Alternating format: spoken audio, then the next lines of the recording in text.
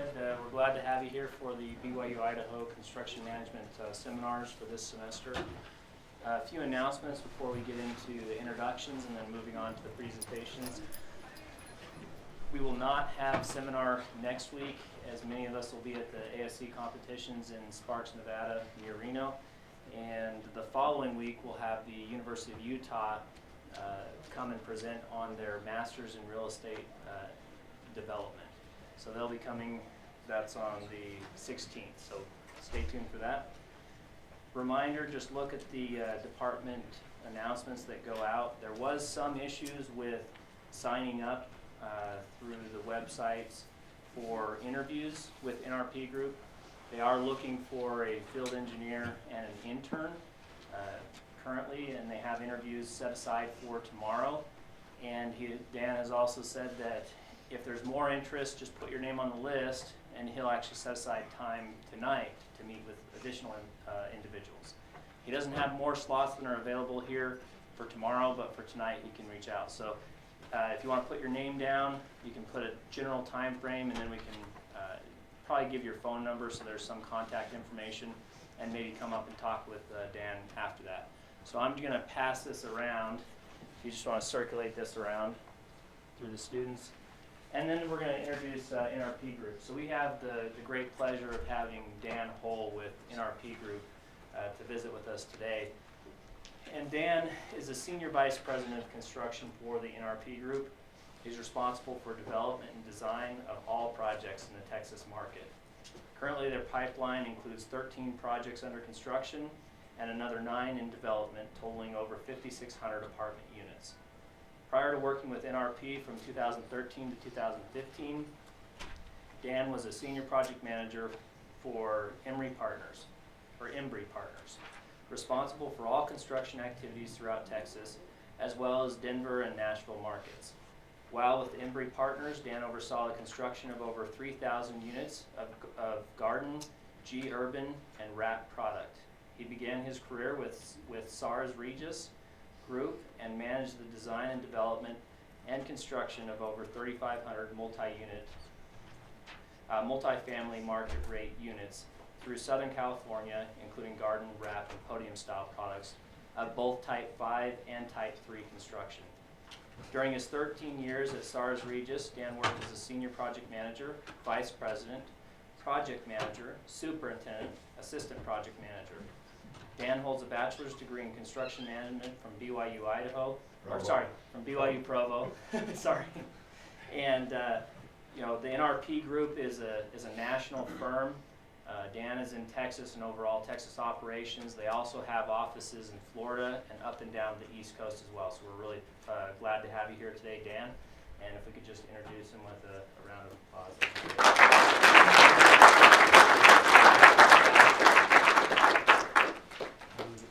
Yeah, I guess we gotta have some presentation. While he's doing that, if you could just humor me. I have glasses on, but my glasses only work so good. If you, on the last 5 rows, come up somewhere in front of the last 5 rows, I would greatly appreciate it. It also will make it a little bit more likely that the little bit of swag I have here to throw out in the audience might get to you. So there's no way I'm throwing it all the way to the back row.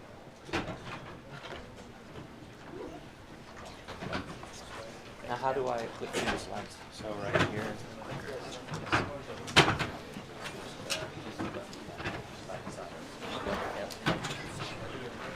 All right.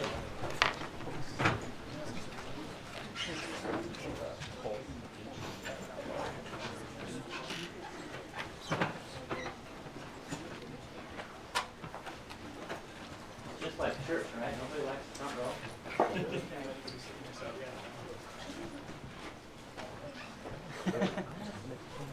All right, dude, go ahead. Nobody likes the front row, and nobody likes the middle. We like the back row, but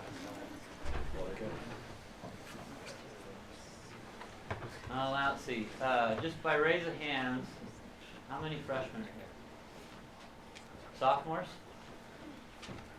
Juniors? Seniors? How many here have built a building before? Good. Let's see, how many have already completed an internship? Wonderful. Alright, so anybody know what multifamily means? That's not in the course catalog, I think, for any of you freshmen. What's multifamily mean?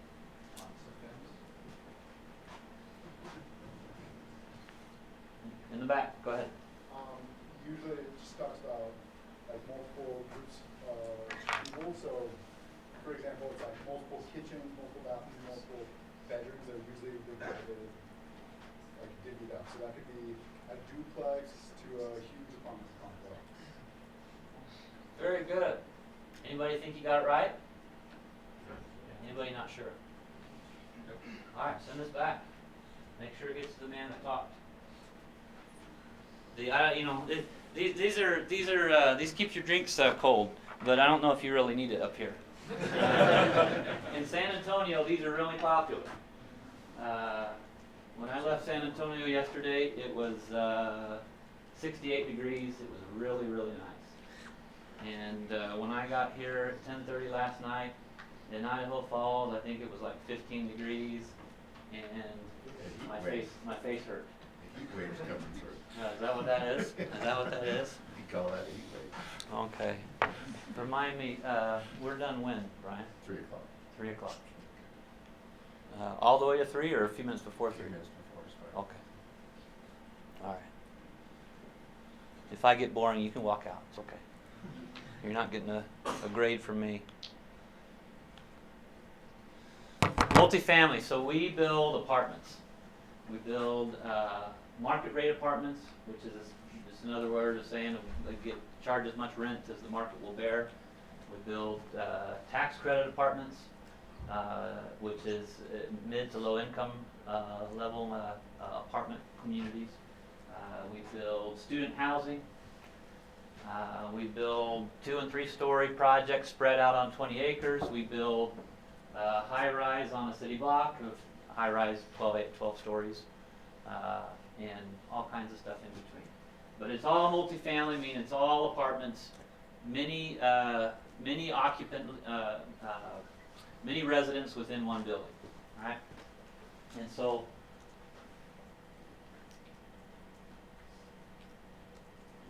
there we go.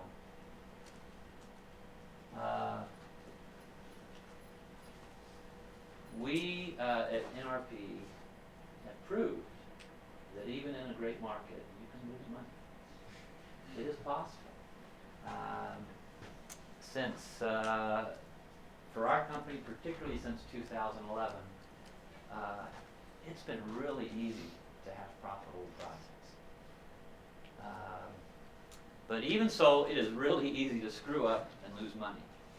So we're going to talk a little bit about how I think through how to reduce risks, how to focus our attention, so that in the end we have a profitable, great-looking project. My hope is that I give kind of a little bit of an outline that you can go and apply to anything, because I think it does apply to anything. The way I've kind of created our way of building, or our focus that we have in our company.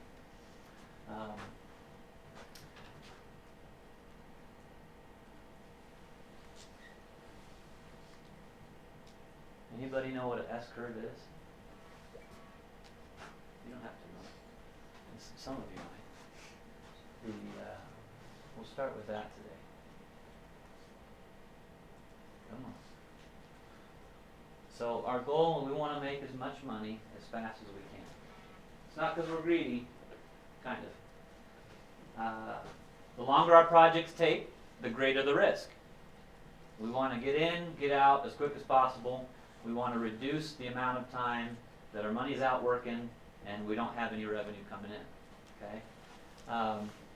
And so our focus, what I try to do with our group is how can I set up core principles to get us focused on the most important tasks, informed each day by the cost of our time, okay? An S-curve helps us identify and illustrate the cost of time, okay? an S-curve, just a little graph. It's almost all projects follow the same model. You got the cost on this side, you got the value on this side, and time measured across the bottom. Okay.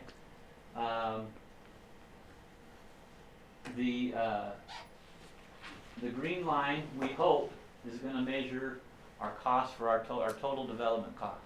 We hope that the yellow dotted line is higher than that and measures the amount of value in terms of dollars that we've created by the development that we have undertaken.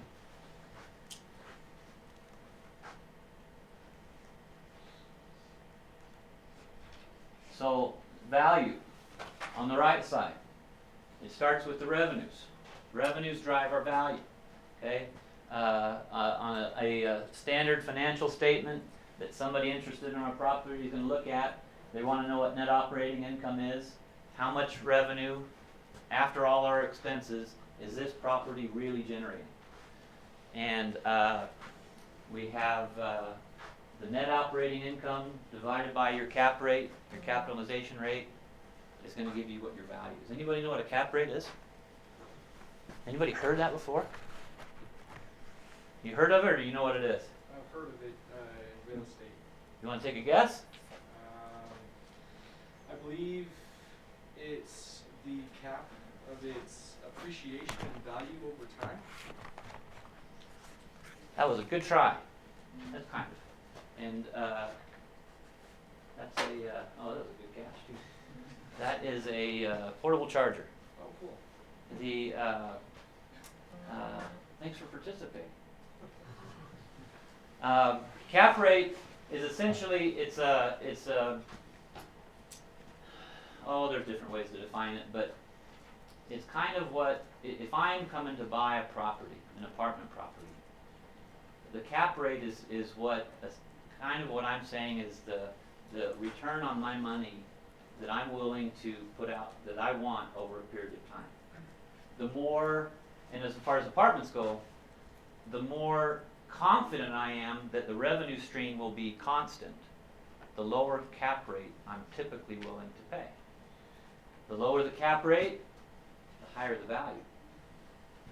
On projects that we do, the difference between a 7% cap rate and a 6% cap rate is millions of dollars. It's just math.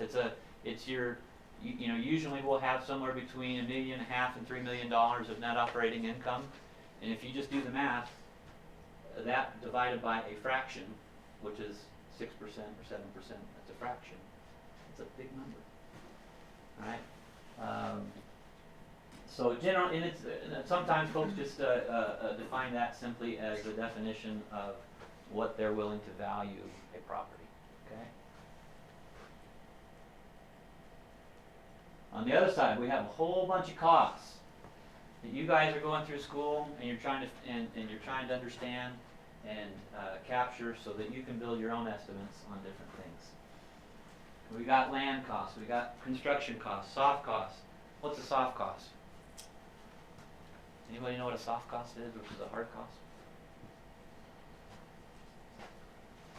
It's the overhead of the office, so paperwork or marketing or rent on your office, costs like that. Okay. And you send this back. This hold your glasses there. And it says NRP on it, which is the best part of that.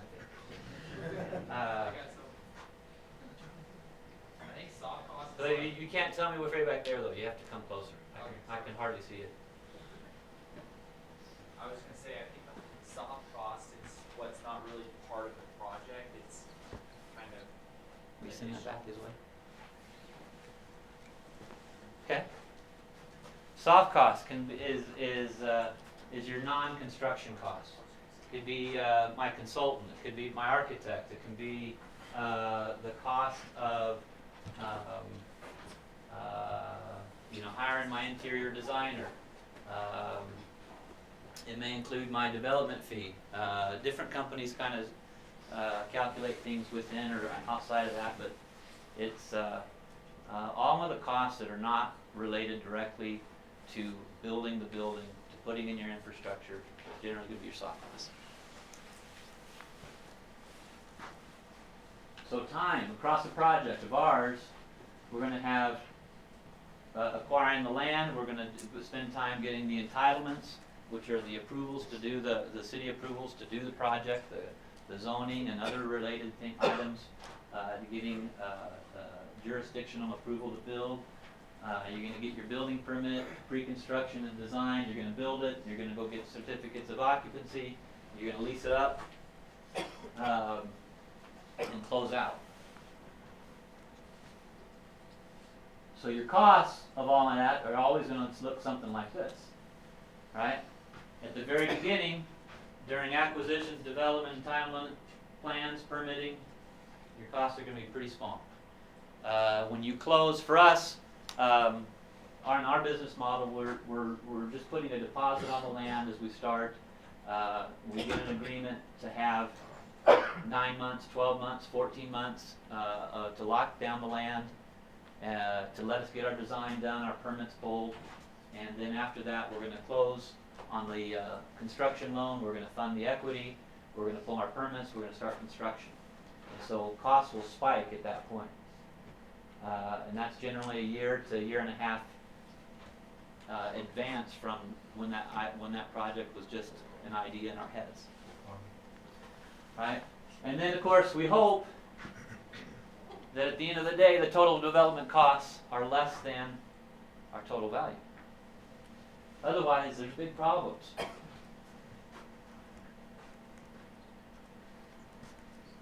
So,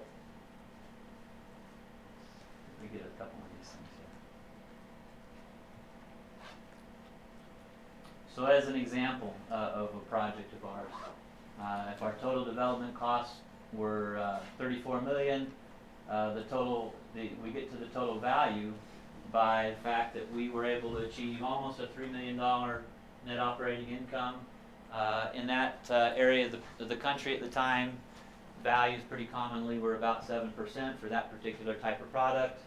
It returns, if you just do the math, $2,998,000 divided by 7% gives you $42 million. And that's roughly what the property sold for. So it took us 1,095 days, which means my cost per day, every single day, was $8,000. So one of the things I teach our guys, actually, to not get too technical, I actually add with our guys the cost of the interest that we're paying every day. Once you close the loan, you're paying interest every single day. Whether it rains, whether it snows, whether it's sunny, whether you show up to work, whether you don't show up to work, you're paying interest. So on this project, the real cost per day, if you added the interest, is probably more like $12,000 or $13,000 per day. So the purpose of that is to try to inject some thought into the decisions that I got to make today. Is postponing this decision or postponing that decision, is it worth $8,000 a day? Is it worth $12,000 that day? What's that decision and the time related to that really worth?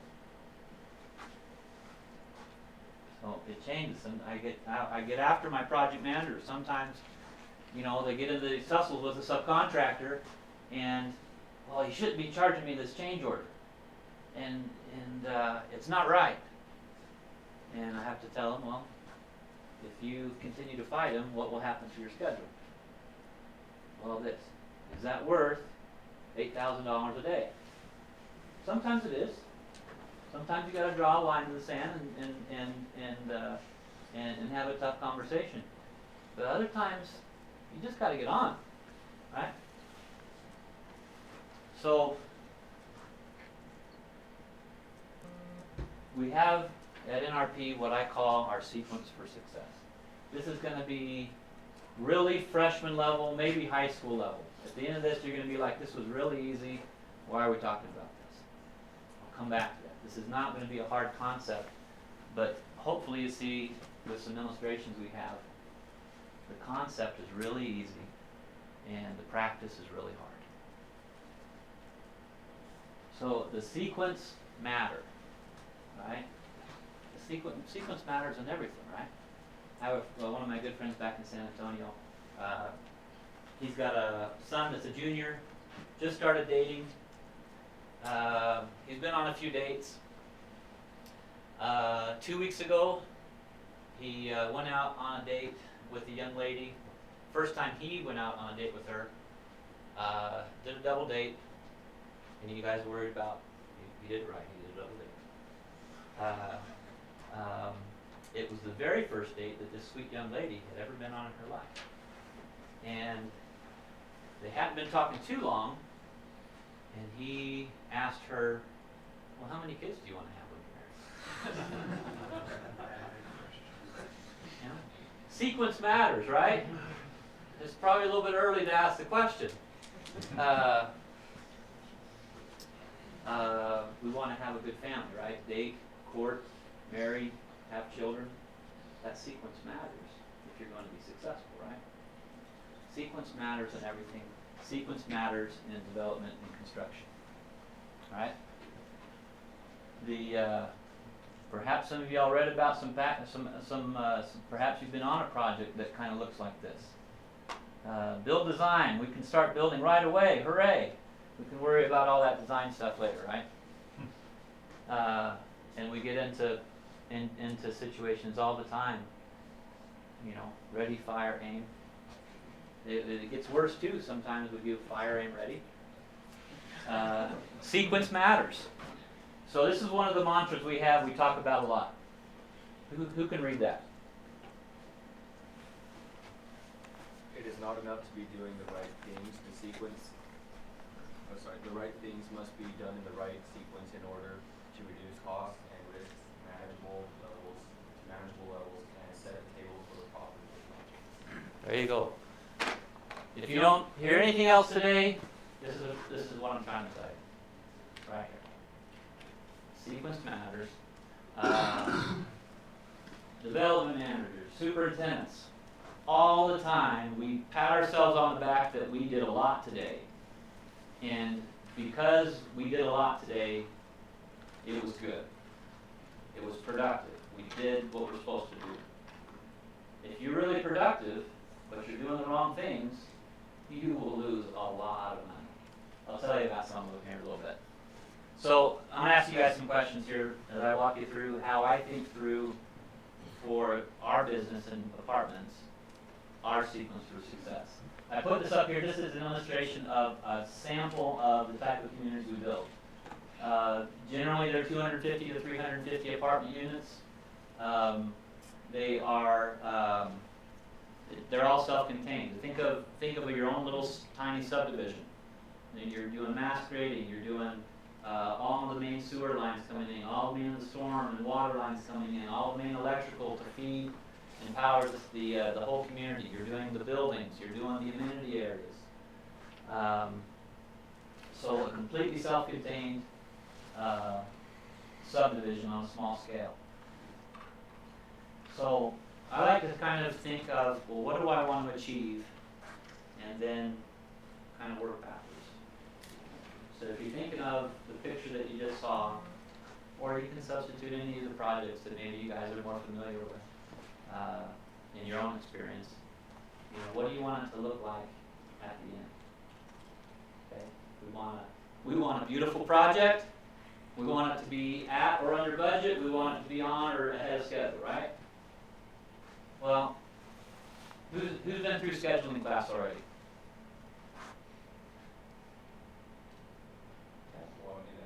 You're in it. As you think about scheduling class, in any of you, what stands out in a construction schedule as the most important milestones? The ones that, if you hit them, naturally provide momentum and set up other smaller trades for success. Or the other way, what milestones, when you miss them, have them cause the most damage to your budget and your schedule?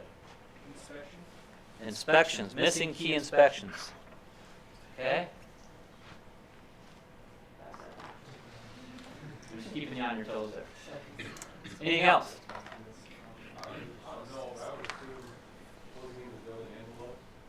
Okay. Closing in the building envelope. Framing deadlines. That's a big one. Anybody else? Foundation. Foundation. It's a bummer when you screw that one up, huh? Anybody have to tear out concrete before? I think any deadlines that you miss would be bad. I was on a project that I ended up missing the deadline where they need to be for carpet. So they ended up painting after the carpet was installed, and it just ended up being a huge mess. I was spilling paint on the carpet, and had to get it re-cleaned, and just that set me back. Sequence matters. So for our business, these are the 8 things that we've identified as kind of our 8 biggest milestones. Okay, our grading and site work, our slabs, our foundations, dry utilities, street improvements, roof sheathings, back to the framing, right? Scaffold up. That's our kickoff of getting that exterior skin on and the building dried in, right? Hang the drywall, finish the exteriors, turn over the units to property management.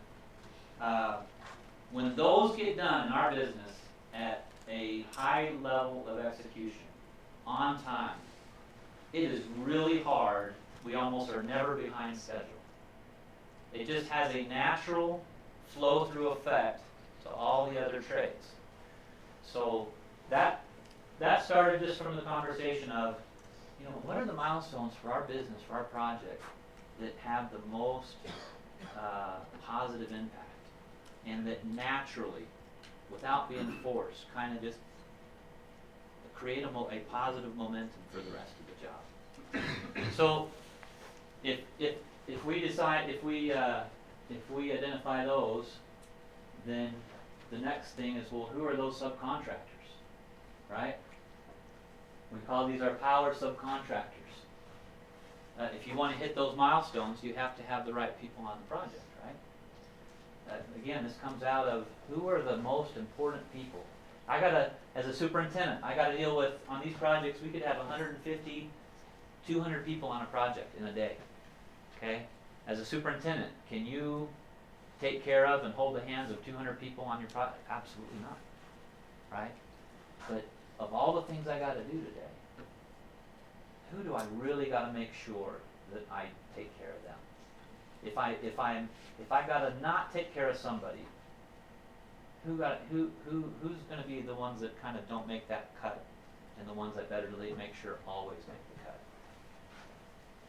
Those are the guys that are going to drive those construction milestones. So then we think of, okay, well, I want those guys to be successful. What are the most important things? I can come up with 100 things, right?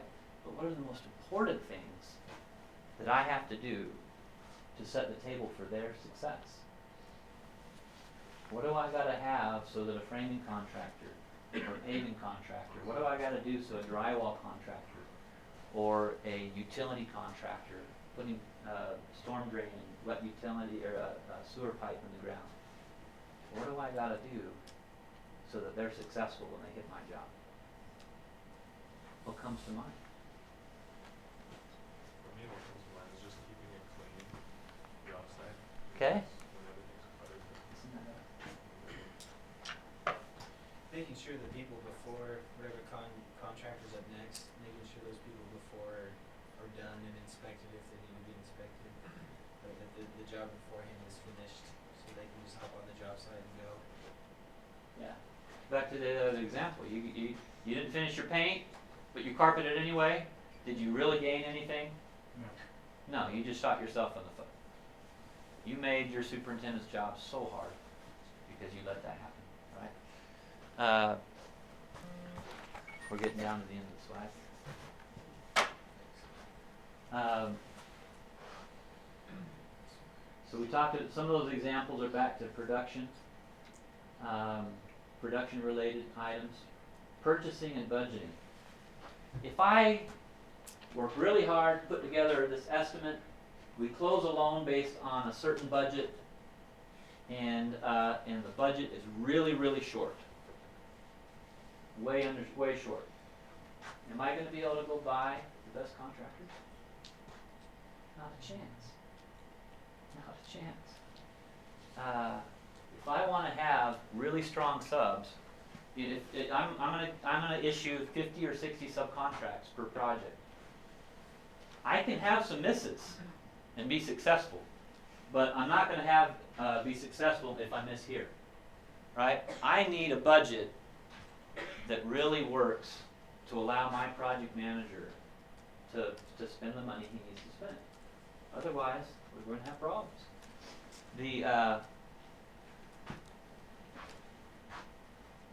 Can you put together a good budget without a good plan?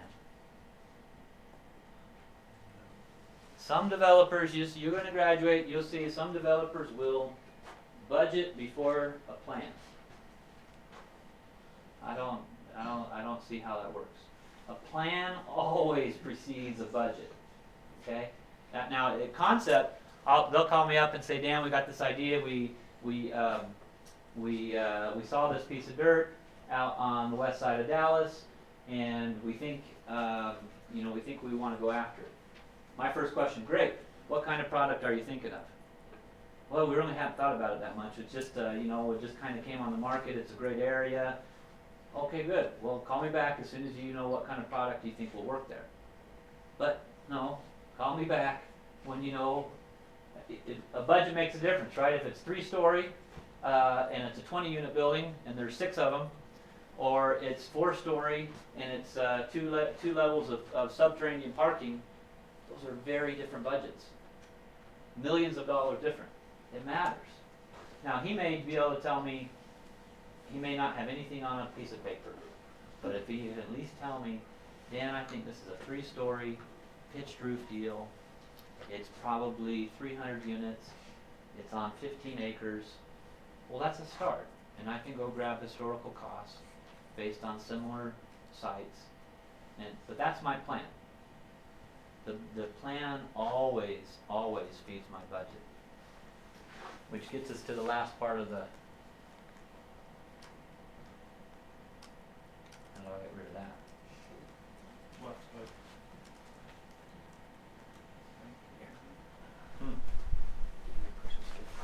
Thank you. Sorry. When we put together plans, we have what we call our schematic design phase, our design development phase, and our construction document phase. SDs, DDs, CDs. Just exactly like I can't go and put a roof on without framing. Just exactly like I'm going to cause a whole bunch of problems if I paint after I carpet. If I don't get a certain level of finish on schematic design, and I just bust right through into design development, I'm asking for all kinds of problems. So, as an example, I'll go to examples in a minute after. But so for us, we have a specific list of deliverables that we say a complete schematic design means you provide these things. A complete design development package means you provide this list of things. And just like out in the construction, when we get into construction, we're going to demand that task A gets completed before you let task B go on the design. We have to make sure that schematic design gets complete before design development, as an example. So a fundamental thing for schematic design, we have unit floor plans for each individual apartment. It's a fundamental core part of what we decide for what our projects are going to look like and what they're going to provide an end user. Those have to be decided, final, approved, before we're going to go on and start doing the full design development. Because what happens if I get in the middle of design development, which covers, that's when you, on design development, you're past your conceptual drawing. You're really starting to put your drawings together, starting to combine, it's your first effort at combining disciplines. Disciplines being your architect, your structural engineer, your civil engineer, your mechanical or electrical or plumbing engineer. It's your first time where you're starting to combine your different disciplines. if, so think of your architect and your structural engineer and your mechanical, electrical, plumbing engineer as your foundation contractor, your framing contractor, your electrical contractor, your roofing contractor. If in the middle of framing, excuse me, if after you've started, if you let the roofer start his work and you started pulling wire in the building and you started running all your water piping in the building, you decide you're going to change a bunch of the framing. What have you done to the roofing contractor and the electrician and the plumber? You've caused a whole bunch more work. On the architect, if we let the disciplines start to combine their work with the architect during the design development phase, and then in the middle of it we say, you know what, I don't like those floor plans after all. We just created a whole mess of work. Same thing happens when you go from design development to construction phase. We're focused on what is the sequence. Are you getting complete with task A before you go into task B? Right, really elementary stuff, right? Anybody blown away yet? So, in practice, you'll see, happens all the time. We don't follow sequence. So these are just examples. We have incomplete plans. You hire the wrong subcontractors. People put in their carpeting before they put in sidewalks and streets, and then wonder why the carpet's all muddy. The inmates running the asylum. I have a superintendent on each of the projects. He's the chief. Sometimes you walk on the project, if you don't have a strong superintendent who wants to embrace being a leader, you get subcontractors who have really strong personalities and they become the leader. What happens to your project if the framing foreman is kind of the de facto leader on the project? Framing will probably be okay, but selfishly for his little world, bad things happen. So,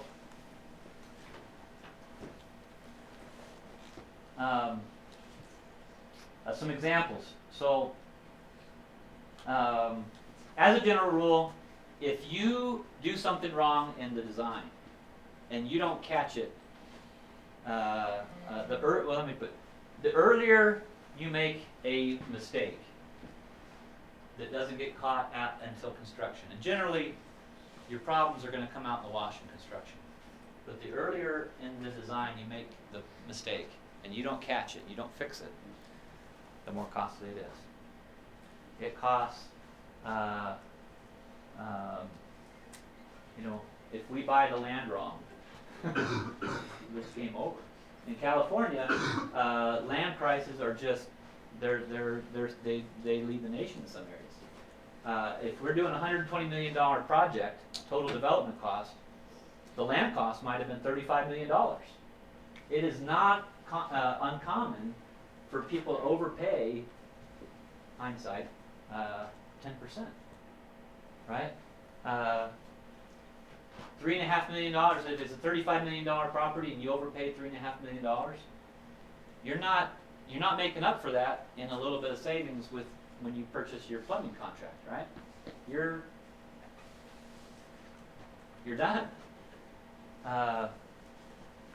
If the civil engineer screws up, the guy that hangs the mirrors isn't going to bail you out, right? An example, civil engineer, fortunately this wasn't one of our projects. In California, in most jurisdictions, the fire department is going to require certain turn radiuses so that they make sure that their trucks can get around the community and not get pinned in. It's common in most jurisdictions in California that before they allow you to frame, the fire department has to come out and make sure they can get their truck around and make sure that the water's on, at least at the hydrants, so that if there's a fire, they can fight a fire. They came out with this project. Streets are in, foundations are poured, and they don't even have close to the right turn radius. To create the right turn radius, on the plan, the exhibit comes out and it shows a dotted line for the right turn radius going right through the corner of a foundation that's already poured. So not only do you have a problem with the foundation, I mean, you're not going to build a building that's 2 inches away from your curb, right? That was a major, they lost, I think both end units times 3 stories, 6 units. They lost 6 units of income. Income is what drives your value. If we did the math real quick on out in California, $2,000 of rent times 6 units times 12 months. Let's take out the expenses and then divide by a 6% cap rate. They just lost $1 million, maybe more, of value, maybe $1.5 million. The mirror guy isn't going to solve that, right? They could have fixed that. And that company was one where they really didn't have any discipline in getting the schematic design done, making sure it's done, and saying, you know what, when we're not, we're going to stop, we're going to get complete before we go to task B. Just like on construction, they had a very good habit of, well, we'll just keep going.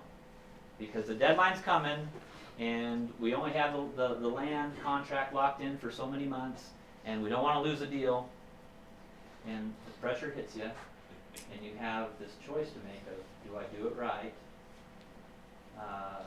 and jeopardize my closing and the whole deal, or do I decide today I'm going to be an exception and try to still hit my deadline? You guys are builders. When you have one exception to deal with outside of the normal routine of business, it's probably going to be okay. When you do that over and over, week after week, you get to your limit of how many exceptions you can juggle and fix and solve. Right?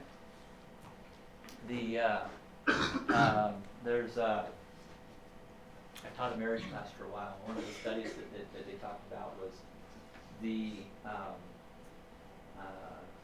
in a successful marriage versus a marriage with a lot of drama and a lot of problems.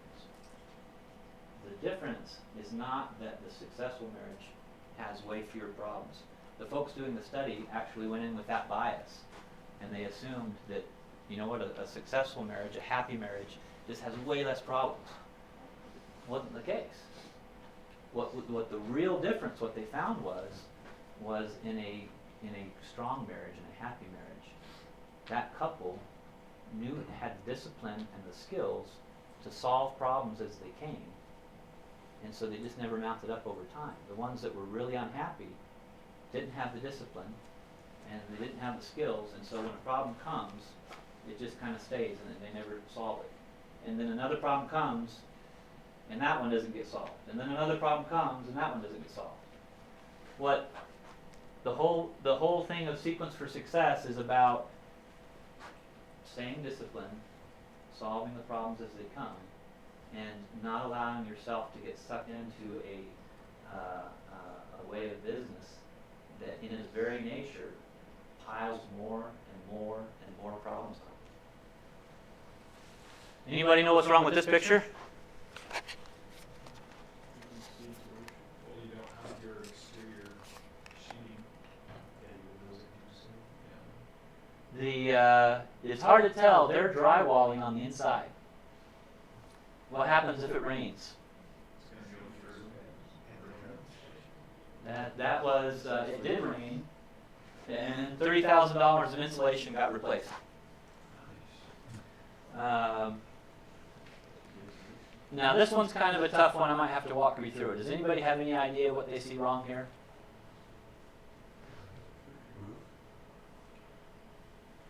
So this one is, I have to walk you through it because you wouldn't know, but the black right here is waterproofing. This is one level of below grade parking. And back in design, we did not design a wall that could be backfilled without the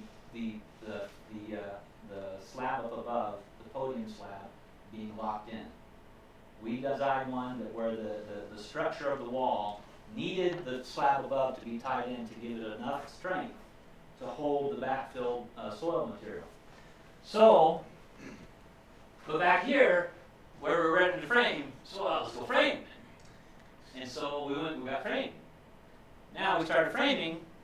The site was piled up with lumber. The grading contractor couldn't get back to backfill. So back here, we're finally ready to frame, but my grading contractor can't get there. And so we framed back there, and this building turned, I don't know, probably a month and a half later behind the other building than it should have. If we had designed it with the wall being able to function as a retaining wall and so on without the upper slab, it would have been a problem. Also, if we would have decided to not start framing in the back and wait until this was done, the framer actually would have finished faster on the overall project. He had to stop what he was doing, and he went to another job. We had to get him back. Anybody see anything wrong here? You need roads to bring in occupants? What do you see in the windows back there? Curtains. There's curtains in the windows. Yeah, about what part of your finish schedule does the curtains and the blinds go in? Like at the very, very end, right? We have beautiful looking units if you go in there. But if you're looking for an apartment unit to rent, do you want to come here? Did it do me any good to be so far ahead on the inside and so far behind on the outside? In terms of my risk is I gotta close the window of how quickly I can get to the point where we're getting revenue on the job again. If my goal is to get revenue on the job, I didn't do myself any favors. Last one of these. Anybody, can you tell what truck this is in the back? Moving truck. Not a moving truck. Insulation. Can anybody recognize that symbol there? Whirlpool.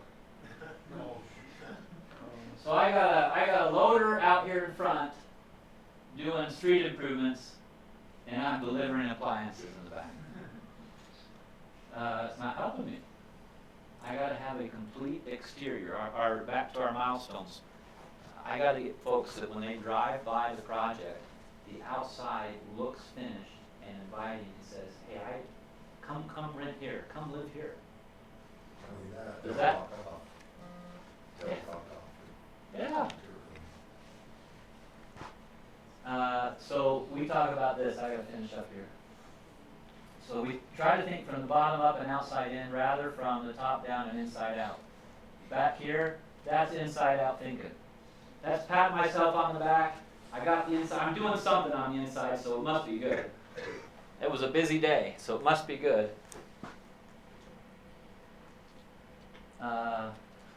Here, we're collaborating on the plans early on. That was an old picture. It was the only one I could find with an old picture like this. But we spend the time to get the plans right up front. If the plans are right, then maybe you don't have so many change orders and problems out in the field, right?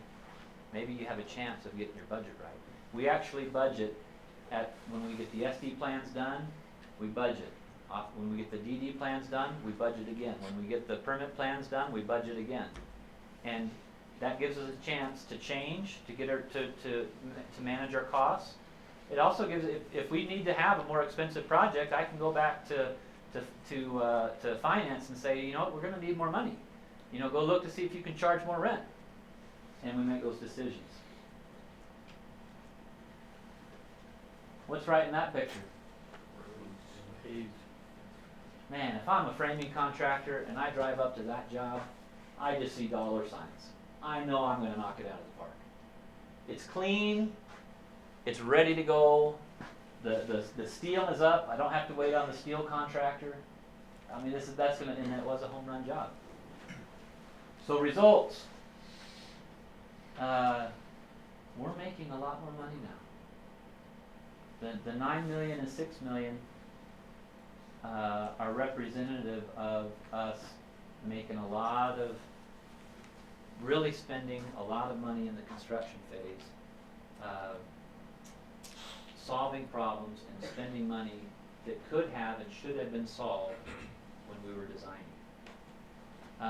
Part of what the increase too is the fact that as we've got the processes in place that help us kind of in a disciplined way stick to our sequence for success, we're able to scale up in a better way that we weren't able to before. Whereas in 2014 and 15, we used pretty much all of contingency, hard cost contingency on all the projects, and in some cases used up all of fee to finish the project.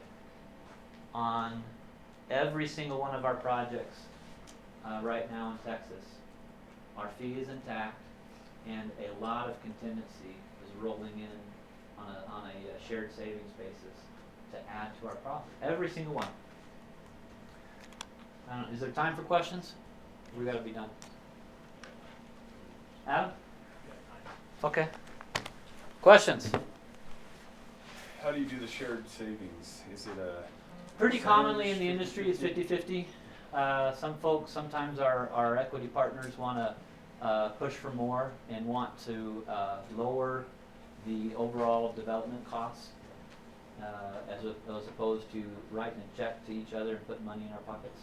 They'd rather just have a lower development cost, which helps us with a lower NOI over time. Have you ever seen the architect get involved in some of those savings too, or is it? When he screws up, not in the savings. Our architects, we don't have any contracts written that provide them any savings. They are provided with opportunities to share in the cost of the problems when they contribute to the cost of the problems. So theirs is downside only. They don't have upside. Yeah. Good question. Anybody else? Yes, sir. That last slide, was that for the whole company? Yes, that was across all of our portfolio. Anybody else? Yes, Talk sir. about the process you said you designed from the outside in or something. Mhm. Like, tell me about that. I mean, So that's really thinking about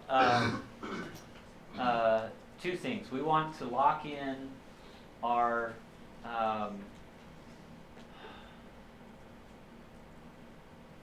designers are always tinkering with your elevations and what those look like and the materials that are on them. They are very hard to budget, and so we want to lock that in as early as possible. Secondarily, it's referring back to the example, the disaster of an example of the civil engineer that didn't get the turning radiuses right. Your civil plan, from a design basis, your civil plan that shows your grading, that shows your street alignments, that shows all your infrastructure coming in, that is the equivalent of your foundation plan for your building. And just like when you go to your foundation, if you have to change something, it has a ripple effect through everything you build on top of it. If you don't get your civil plan done and locked in, and you're going, and at permit phase, you're still realigning things, and you're still adding piping, and you're still adding structures, it has a ripple effect across the whole project. So that's kind of what we think of the outside in. Good question. Anybody else? Yes, sir. What projects are you guys working on right now? Oh, a lot.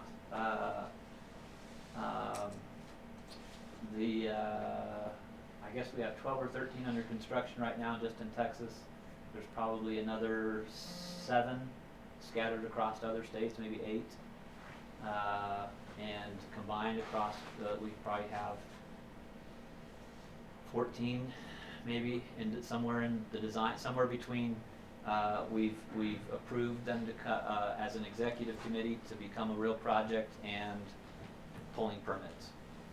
And it's everything from a 2 or 3 story garden style project to, you know, subterranean parking, or a wrap project is pretty common for us, where a wrap project would be where you have an above grade parking structure and then you build a wood framed apartment structure around it, so that when you're done you just see your apartment building and you hide the ugly concrete parking structure. Take North Point. Yeah. So Do you do any condo? Is it all apartments? all for rent. No for sale. Anybody else? All right. Well, thank you. Thanks for letting me come. Thanks for listening. I think most of you stayed awake, so congratulations. And for those of you who are interested, we'll see you this evening with pizza and sodas. And I saw that when we went to eat, I saw the Chick-fil-A line. I thought maybe we should have got Chick-fil-A for tonight. But thank you.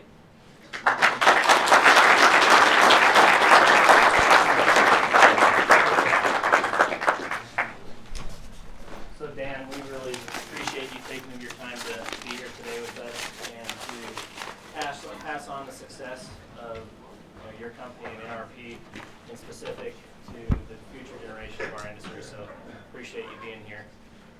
We do have a bunch of students. I think there's about 16 that signed up for interviews, and so we will have some to meet with you after this.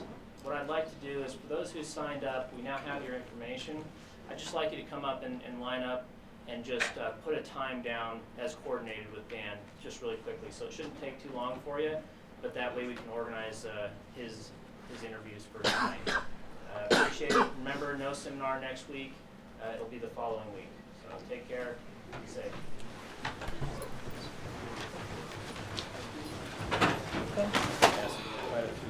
What did you just say? Get a hold of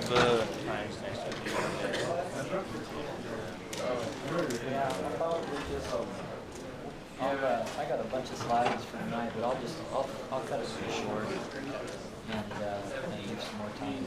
So if we just started doing like